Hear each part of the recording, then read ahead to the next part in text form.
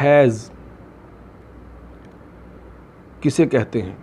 حیض کی کم از کم مدت 3 دن اور زیادہ سے زیادہ مدت. یہاں پر یہ مسئلہ بھی سمجھ لینا چاہیے کہ روزوں کی قضا تو ہے، روزوں کی قضا تو ہے عورت پر کہ بعد میں رکھے گی عید کے بعد، لیکن نمازوں کی قضا.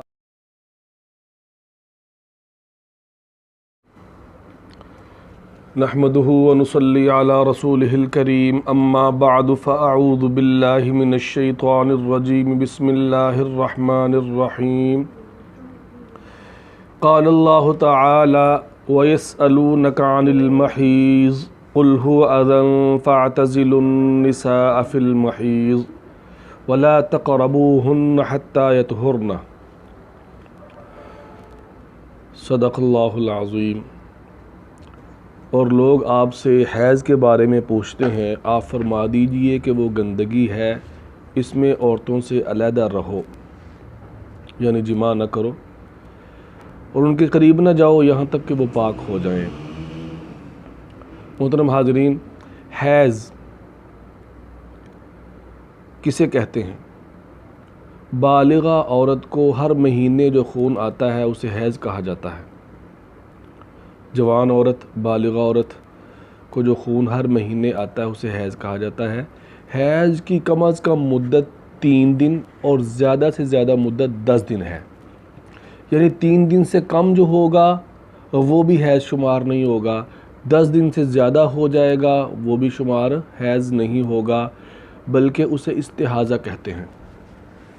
حیض کے اندر نماز پڑھنا عورت کے لیے جائز نہیں، روزہ بھی نہیں رکھے گی، قرآن پاک کی تلاوت بھی نہیں کرے گی، حتیٰ کہ قرآن کو ہاتھ بھی نہیں لگا سکتی. اسی طرح کعبہ کا طواف بھی نہیں کرے گی اور مسجد کے اندر بھی داخل نہیں ہوگی.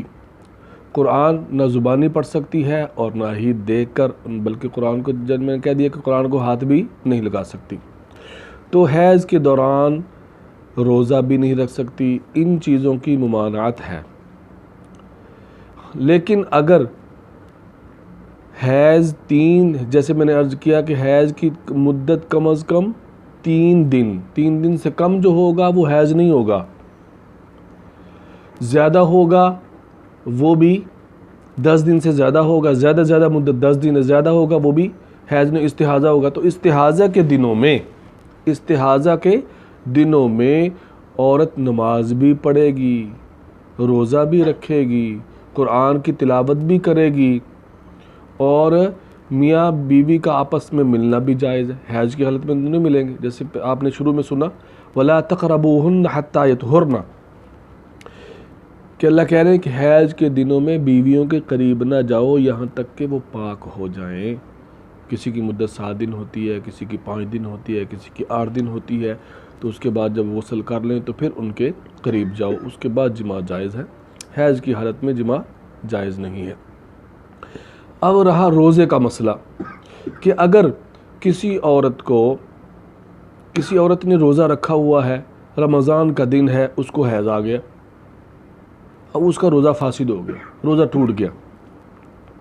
اب اس روزے کی قضا رکھے گی یا نہیں رکھے گی؟ ہاں، اس روزے کی قضا رکھنی پڑے گی اور آگے جتنے دن اس کو حیض آئے گا اتنے دنوں کی بھی قضا. مثال کے طور پر جو ہے وہ 10ویں روزے کسی عورت کو جو ہے اس نے روزہ رکھا ہوا تھا، حیض آ گیا، اب 10ویں روزے کی بھی قضا کرنی ہے. 5 دن اور اس کے خون آیا تو کل 6 دن بنے. تو 6 دن جو ہے نا وہ کیا ہے، 6 دنوں کی روزوں کی قضا عید کے بعد وہ کرے گی اور اس دن کا روزہ بھی اس کا جو ہے نا ٹوٹ گیا اور اس کی قضا بھی بیچ میں شمار ہوگی، یعنی اس کی قضا بھی کرے گی. 6 دن بعد میں روزہ رکھے. ہاں، ان دنوں کی نماز اور ان دنوں کے اندر، حیض کے دنوں کے اندر جو نمازیں ہیں وہ معاف ہیں، ان کی قضا نہیں ہے. تو بعض عورتیں جو ہے نا ان مسائل کو سمجھ لینا چاہیے.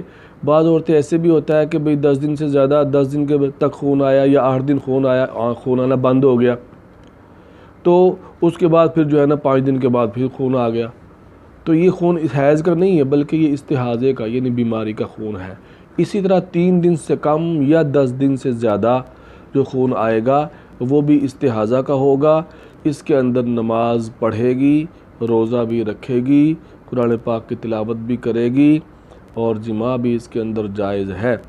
اسی طرح اگر عورت حیض میں تھی، رمضان کے دن میں پاک ہو گئی، پہلے ہم نے اس کے الٹ مسئلہ بتایا ہے کہ ایک عورت نے روزہ رکھا ہوا ہے، اس کو حیض آ گیا تو روزہ فاسد ہو گیا، اس روزے کی قضا ہوگی اور باقی آگے دن جتنے دن حیض آئے گا ان کی بھی قضا ہوگی۔ اب یہ ہے کہ عورت حیض کے اندر ہے، دن کے اندر روز 12 بجے پاک ہو گئی، رمضان کا دن تھا 12 بجے مثال کے طور پر، یا صبح 10 بجے پاک ہو گئی۔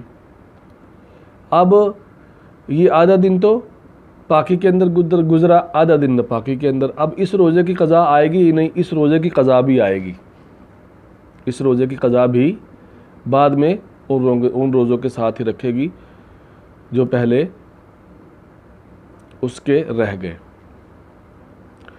اسی طرح اگر کوئی عورت نماز پڑھ رہی ہے، فرض نماز پڑھ رہی ہے، نماز پڑھتے پڑھتے حیض کا خون آ گیا، نماز فاسد ہو گئی، لیکن اس نماز کی قضا ضروری نہیں، اس نماز کی قضا نہیں ہوگی۔